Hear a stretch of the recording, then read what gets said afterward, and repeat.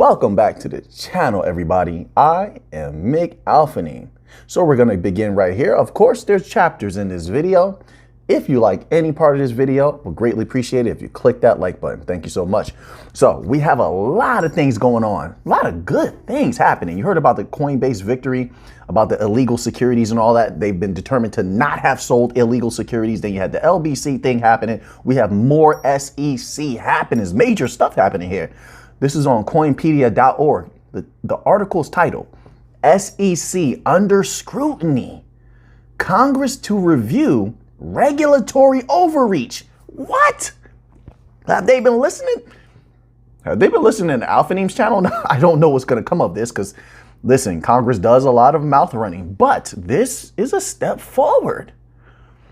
Maybe someone behind the scenes is saying it's time to move forward with the new financial system. So we got to reel in the dogs, call off the dogs. I don't know. Let's read this little tidbit and see what's going on here. It says for several months, the SEC has been under fire for its actions. It was unsuccessful in preventing the FTX from collapsing and saving investors millions of dollars. It has a long-running lawsuit against Ripple and recently concluded a lawsuit against LBRY, which those tokens were determined as not securities. Muy linda, mi gente. U.S. Securities and Exchange Commission Chairman Gary Gensler has been criticized by Minnesota Senator Tom Emmer for his flawed, quote, crypto information gathering efforts, unquote. And he has been instructed to testify before Congress to explain the cost of his regulatory failures. But listen, a lot of my people already know. Listen, the rest of Congress, if they're not bought and paid for, I hate to say it, but listen, when you have senators like Elizabeth Warren feeding Gensler the questions before he's even asked, that's greatly concerning. So, I mean, we'll see what comes of this, like I said, but this can be a slippery slope here. It says, is the SEC running without Congress authorization? According to Eleanor Terrett, a Fox Business journalist, the U.S. SEC will face significant scrutiny. Is that so? We're going to see. From Congress in the coming months. According to the U.S. Financial Services Committee, the commission has not been reauthorized since 2015. Is that so? During the reauthorization process, Congress is required to review and make changes to a government agency according to orders. Okay. It says according to orders. They phrased that a little bit strange. So I'm not sure they're referring to Congress rearranging it according to orders, or is the government agency supposed to rearrange according to orders? Maybe I'm just misreading that. This is done to ensure that the agency is set up to run efficiently while still accomplishing its stated goal. Congress ensures that the agency receives adequate funding from the government to run its operations. The U.S. SEC, on the other hand, is said to have received more than $2 billion in funding.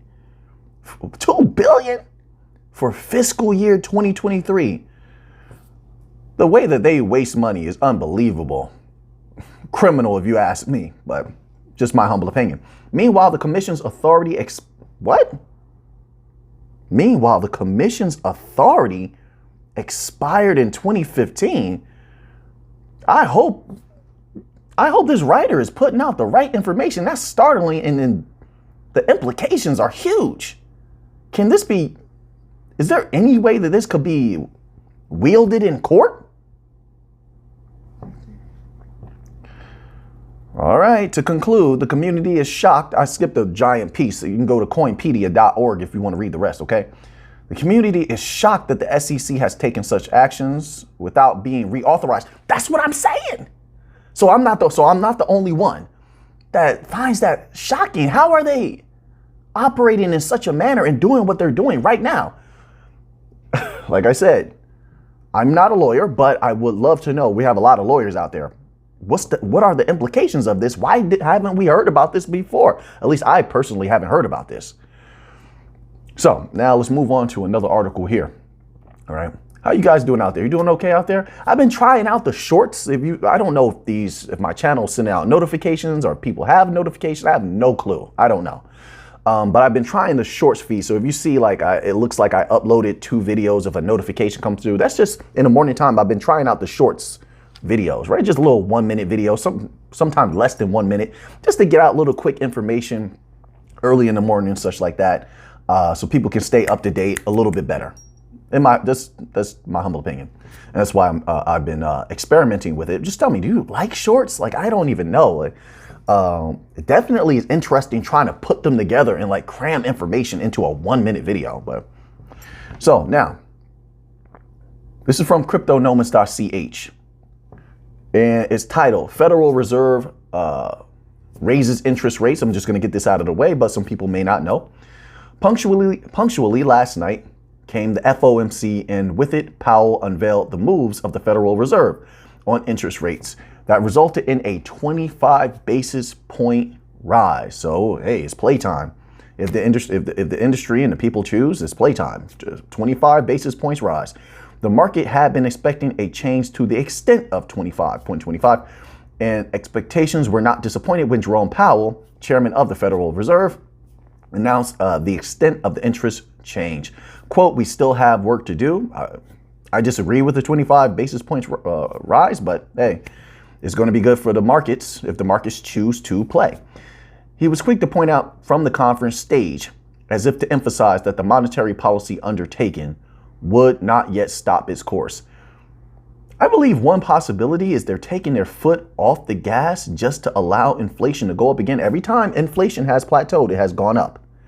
Then on top of that, historically speaking, when there's times like this where inflation seems to plateau, and it's only plateauing in certain sectors. Remember, they negate food and energy and things of that nature. But anyway, when they take their foot off the gas, then it starts to like go up again, starts to skyrocket again. And I believe that maybe then they'll allow the people to suffer a little bit and then come in and raise interest rates up again and say, hey, we need to go up. So it'll be justified as opposed to them doing 75 basis points all in a row. And now they're catching a lot of heat from the people, right? Because the people are losing their jobs. Is it looking really bad, especially politically? It's looking really bad. So I think that's one of the reasons that they're taking their foot off the gas. Now let's go on to another article here. So this is from U.Today, and it's titled, Ripple Ally Advocates for Coinbase Relisting XRP. Here's this argument. So we've heard many people ask Coinbase to relist XRP, but they just never do it. It says back in December. Okay, so let me skip past that part. It says, having lost its own securities case to the SEC earlier this year and riding on the standard of its own legal proceedings with the regulator, LBRY, said XRP sales on the secondary market by holders do not constitute a security. I like this company. So they're already using that. I told you, there's huge implications with this. I think this is definitely going to be huge in court, that secondary sales are not constituted as securities. So, but Coinbase is keeping XRP off at its own, by its own will, right?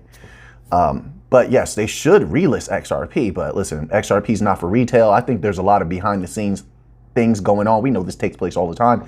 And I think that's one of the reasons they're keeping it off. They're making it just that much more difficult to get XRP. While all the while, everything's getting set up, all the corridors, more banks are coming in. So it seems to me to be a plan. It says the delisting of XRP coin can be tagged as one of the primary setbacks for the cryptocurrency in the wake of the lawsuit. Yeah, sure. But at the same time, right now, we're looking at what's going on right now. It's a beautiful setup. And I actually have some stuff I want to cover about validators and voting on the requirement to have an XRP account, the XRP reserve, right? So what I read is that at one time it was 200 XRP to have an account. Then they voted and went down to 20 XRP to have an account. Then they voted again, and now it's down to what, like 10 XRP, something like that. That's concerning, right? If the banks take over, and you have bank associated companies running the bulk of validators, right? And there's another vote. Couldn't they theoretically vote to raise up the reserve requirement so high that normal people couldn't get in? So then people are selling their XRP and they can't get back in. That's a good way to keep retail out. It's by vote, right? And there's going to be, in my humble opinion, a lot of pro-bank or bank-backed validators in the future. Just my humble opinion, I could be wrong. But in the future, because of the private ledger. The private ledger ensures that there's going to be a whole swath of new validators. So here's an article. It's from U.Today. It's titled, Ripple Seeking Blockchain Engineer for CBDC Related Projects. The new hire will be responsible for designing and building prototype software solutions on top of the private, we were just talking about the private ledger, private Ripple CBDC ledger. That private ledger is going to be key. And that brings me right to this document that I wrote up. This is what I wrote about lowering the reserve. And I got this from zoom.app, okay? Zoom.app, all right? It says lowering of the reserve, this is what I wrote. Lowering of the reserve to 10 XRP was only done, this is my theory, it was only done so Ripple could make enough money to continue building while they had the SEC case going on until they have bank money flooding in. So they lowered the barrier so more people could get in. And they would have a vast amount of money to tap into. I think that that's logical. But once the banks step in, they don't need you anymore. Not really you, but they don't need retail anymore. XRP was never for retail anyway. So it says here, this is what I got from zoom.app. It says it was first 200 XRP according to zoom.app, then reduced to 20 XRP, and then 10 XRP. You see? If it can go down, it can go up. They voted on this.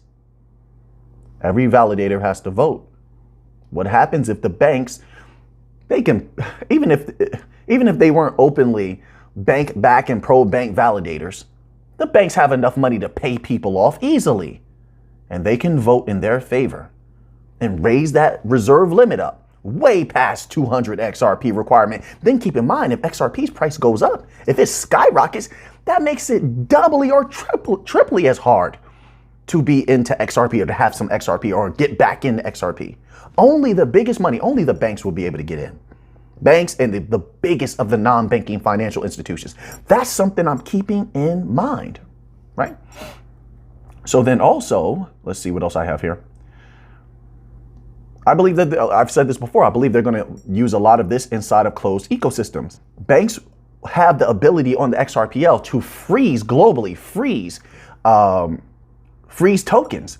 They're going to want to use that. I want to say this. We covered an article before where the XRPL put out a post about escrow, right? Escrow. Remember, I used to always, I was going by other documents. Some of my people told me that they were old documents and things had changed, where every institution would be holding some XRP. But when I said holding, in that context, it's not like how Nostro Vostro is, where that capital is locked up and illiquid. You can't play with that. No, XRP is always liquid, but you're going to need an allotment to be able to send it back and forth, correct? I mean, are they going to buy XRP from Ripple every single day? They're going to buy XRP off an exchange every single day? I don't think so. So why wouldn't they just be sitting on a few million or whatever they need, right? To be able to send XRP back and forth for their transactions. Now, why do I say that? Looking at that post about escrow, if they use payment pathways between two parties, it's almost instant settlement, finality, however you want to put that.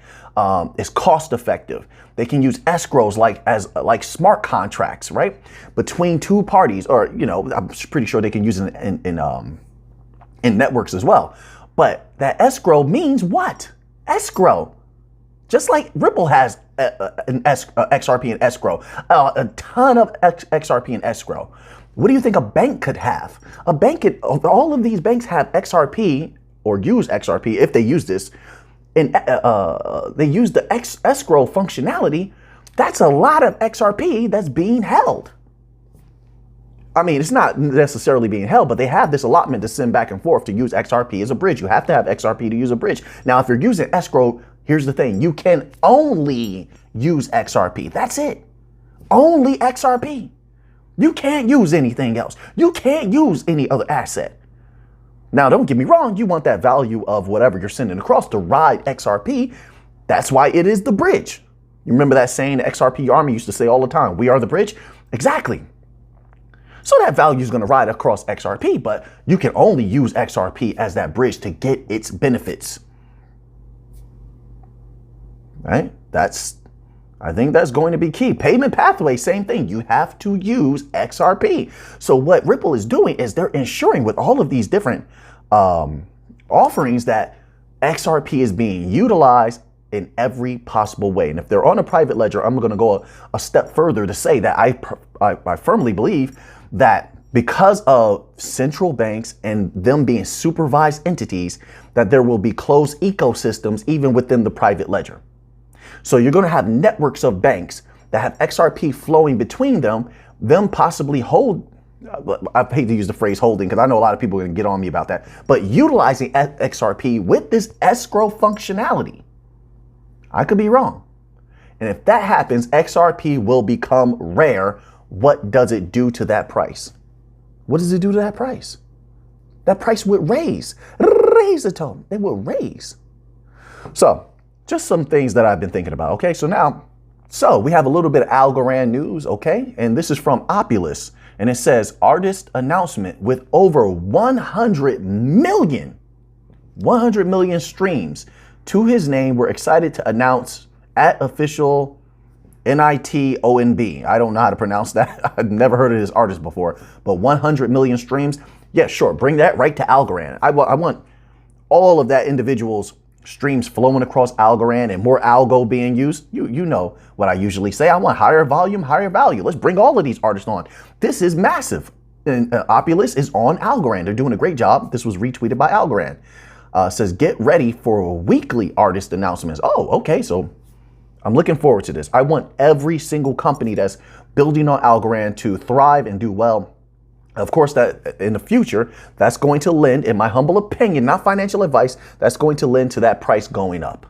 And I definitely think Algorand is poised for a ride. Raise a toe, definitely. So I'm looking forward to seeing who else. Obviously, this is a big, major announcement. They wanted to start off solidly and impressively. 100 million streams is definitely nothing to turn your nose up at. So now, a little bit more Algorand news here. This was retweeted by Algorand also. It's from Folks Finance, from Benedetto. It says, very excited to bring home this award. This is for the entire at Folks Finance and Algorand community. Well, what is the reward for? That's what's key here. Inatba, winner for the most exciting project of 2023 in the DeFi category for Inatba. INATBA was Folks Finance, a non-custodial DeFi protocol built on Algorand. We have winners on Algorand, winners. These are the kind of companies that can make that price go up. And that's why I stay excited about Algorand in certain Bankcoin projects. Well, really all the bank coins. And I say that opposed to regular crypto. I'm not that excited about regular crypto. There's a few good projects though that are not bank coins like VeChain. VeChain has massive utility. So now let's move on here. So Algorand continues to do a great job, and we'll stay up to date on what their continued activities are into the future. So now let's move here, and we have this tweet from the esteemed Danelle Dixon. Yes, Stellar. Number one, Stellar, keep doing a good job. I want to keep on firing you up and tell you that. Number two, please keep feeding us this news. Feed us more news, Stellar. Like, I appreciate it. Usually it's very difficult hunting down information Stellar related, so I appreciate this. Every day they've been coming out with something pretty big, in my humble opinion, putting the pieces together. Now, it says here, another day, another opportunity to create real world value on Stellar. Effortless issue, mint, and burn assets with the Stellar Asset Sandbox. So now they're pushing digital sandbox. Do you know what that means? Companies start really pushing those digital sandboxes when they're close to closing deals. Typically, this is how it happens. When they're close to closing deals with a multitude of banks. when they're about to be tested by banks. That's typically what I've seen. For instance, you see Ripple with their digital sandbox. You already know how many hundreds of banks Ripple has, XRP. Then you saw last year, if you observe closely, you saw Hedera pushing the digital sandbox in multiple countries. Then what happened? Then we reported on maybe 4, 5, or 6 banks, something like that. They just boom, boom, boom, boom, boom, boom. They just start talking about these banks they were working with. Now, we have to wait and see to what extent these banks are going to be used. But what that does is tell me that maybe, just maybe, Stellar's moving in. They're closing in on some more partnerships and deals. That's why they're coming out now and saying, okay, listen, we have the digital sandbox. You can play in this. You can test your CBDCs in here. We have this offering here. But to go a little deeper, look at this little caption here.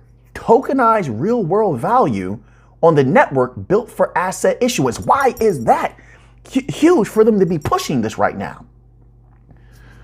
Remember, we covered that Stellar is deep in a lot of key countries in Africa, like Uganda, a few other places. They're heavy in gold. I think it was Uganda uncovered the biggest cache of gold of all time. And Stellar is deep there. They're deep in a couple other places. That's strategic. And now they're talking about the tokenization of everything.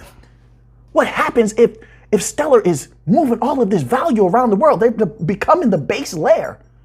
In my humble opinion, that's what they're trying to do. No guarantees, of course, but they're trying to become the base layer of moving cross-border money, bank money, tokenized value. They're going after everything. And they're doing a great job. They're buddy-buddy with the CFTC and the head of the CFTC, Caroline D. Pham. Stellar isn't playing around in 2023. Is anybody seeing this except me? No, I know. Like all my people out there, XLM, the XLM army, the XLM, I don't know. We don't have a name. We're XLM believers, right? They see. But let's look into this here. Let me click on this. But this is deep. Look at what they're trying to do. They're deep in Latin America. They're deep.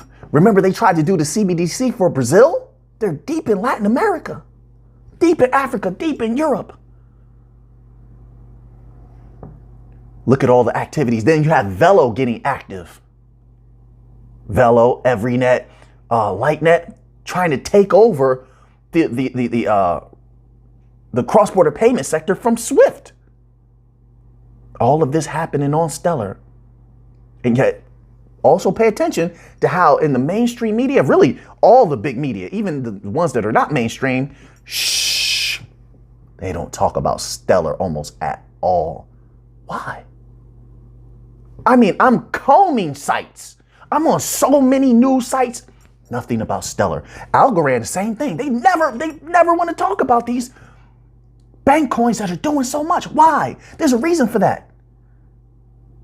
Right, we know why. But this type of push right now is strategic in my humble opinion. So it says here this is from Cointelegraph.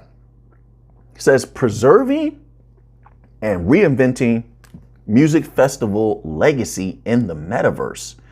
I told you that metaverse is going to be key. We heard banks now talking about, just confirming what I said before. We covered an article a week or two ago.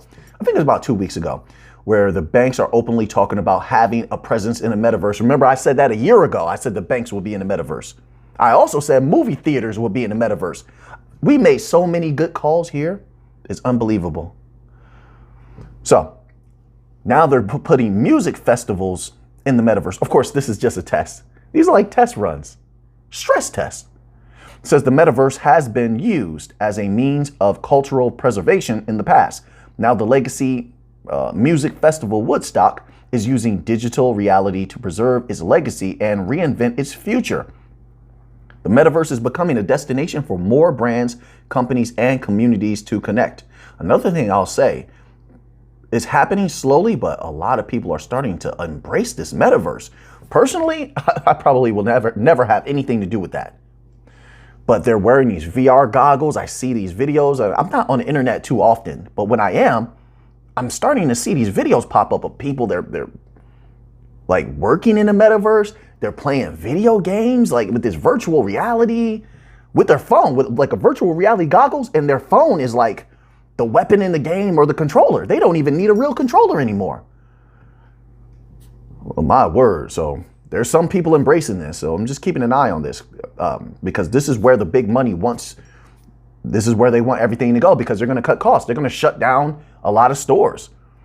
You know, you buy the sneaker NFT, we mail it to you. We mail you the sneakers. You don't have to go into a sneaker store anymore. We don't have to have those payments every month for that land, the payments anymore for that building. Banks, the same thing. We don't have to have these tellers. We can just program AI at some point in the future and just do all the activity a teller would do, especially with all the advanced AI that's coming out. If you're looking at Chat GPT, you got to know that there's something way more advanced than that if this is what they're making available to the people now. That's typically how it goes, right?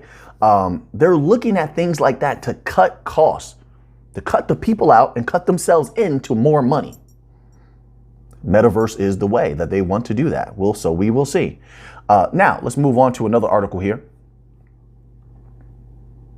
This one is titled, Bank of China Ex-Advisor Calls Beijing to Reconsider Crypto Ban. The economists argue that the crypto ban in China is beneficial in the short term, but the biggest opportunities can be missed in the long run. The idea of lifting the cryptocurrency ban has been floating in China as a former central bank official has called the country to review its stringent crypto restrictions. Wang Yiping, a former member of the Monetary Policy Committee at the People's Bank of China, believes that the Chinese government should think again about whether the ban on cryptocurrency trading is sustainable in the long run. Wang voiced his concerns about the future of fintech in China in a speech in December, according to a transcript published by the local financial website Sina Finance. The former official argued that a permanent ban on cryptocurrency could result in many missed opportunities for the formal financial system, including those related to blockchain and tokenization. Yeah, so that's exactly what I'm thinking. So the system that China is running now, it's not as good as people want it to be, as they try to say that it is. In order to really utilize all of this vast network, like I said, we have the corridors. They don't. Their cryptocurrency system, their CBDC system is highly limited. Highly limited. So what he's saying is, listen, if you want to thrive and you want to benefit from the tokenization of everything, you need to not ban crypto. Then you can use all these corridors set up by XRP, Stellar, when it comes to tokenization of everything. Remember, China is deep in Africa. They're extracting a lot of different commodities out of Africa. You can tokenize that value. You can have better traceability. They want to tap into that. Well, some of them do. This is why this individual and many others are trying to convince China to remove the cryptocurrency ban. In my humble opinion, that's what I'm looking at. They know that that's the only way that they can participate fully in the tokenization of everything. Everybody's going to want a piece of that giant cachet of value that's going to pop up and be accessible when the tokenization of value takes over. This article here is titled, HSBC needs someone to helm its tokenization efforts. According to a job posting, HSBC is looking for a candidate who knows digital assets, especially asset tokenization and custody. They're all focused on tokenization. Tokenization, all right? The tokenization of everything. Gold, oil, silver. I'm talking about in mass and moving that value around. And you have that capital to play with. This is going to be something massive. And they all want a piece. They're prepping right now. And I think a lot of this hold back on regulatory clarity, all of these lawsuits, I think, like I've said this many times before, is buying them time to get set up. They fumbled the ball a lot of times. They don't have a lot of minds that know how to work the technology. There's a shortage in blockchain brilliance. We've heard this said many times. They're buying themselves time so they don't get cut out. They don't want to miss a cent. So it says here, on January 30th, HSBC opened the GPBW product director of tokenization position with a hiring process scheduled to end by February 13th. According to the job description, the quote, tokenization director would be responsible for designing in implementing a global tokenization proposition and representing the bank in front of regulators in digital assets ecosystem. The candidate should possess knowledge of digital assets, especially asset tokenization.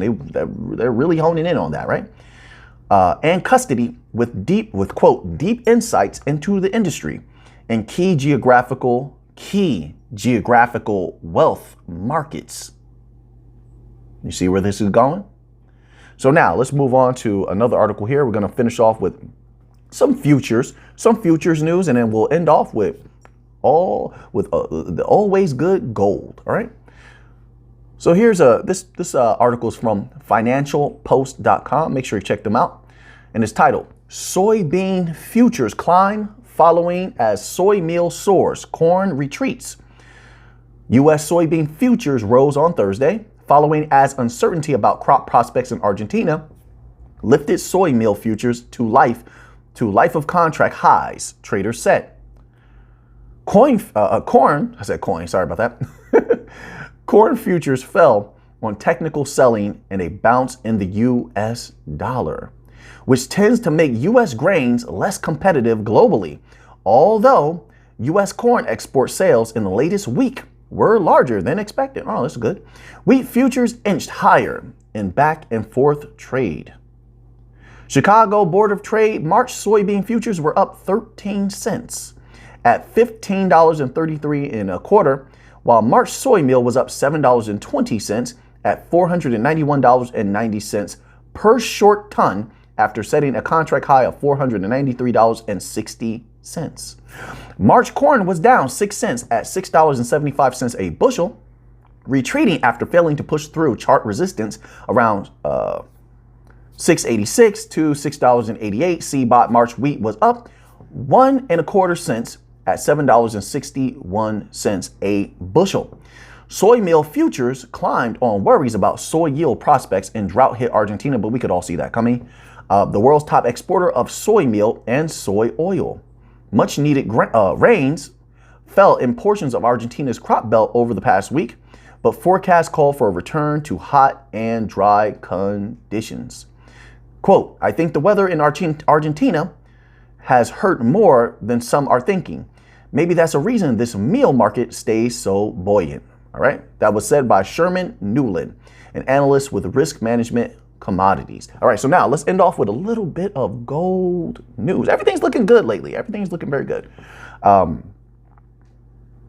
So this is from LBMA. This is their forecast for 2023, and it goes as such. This year's forecast survey has revealed that analysts are cautiously optimistic about gold and silver prices in 2023, forecasting them on average to be 3.3% and 8.8% higher, respectively, by the end of this calendar year. Interesting. Compared to average prices in 2022, palladium sees the most negative sentiment for price, with analysts expecting a fall of 14.3% compared to 2022 prices. But analysts have shown a bullish view to the performance of platinum, with an increase of 12.5% forecast against 2022 prices. The deadline for analysts in this year's survey was January the 18th, 2023, giving them the benefit of observing 2 weeks of trading before confirming their contributions. Comparing analysts' forecasts against actual prices in the first half of January 2023, we can see slightly more bullish outcome for the precious metals prices so far in 2023. Analysts are forecasting a 1.1% fall for gold and a 0.9% fall for silver, with platinum seeing a negligible increase by 0.6% and palladium with a 2.3% increase. As ever, analysts were also asked to identify the top 3 drivers for the price of gold in 2023. Some 43% of analysts cited the US dollar and the Fed's monetary policy as the top driver, incorporating trust in the dollar, the currency strength, and the Fed specifically. Second most important in the list of drivers was regarded to be inflation. I 100% agree with that. This is going to be a global problem for quite some time.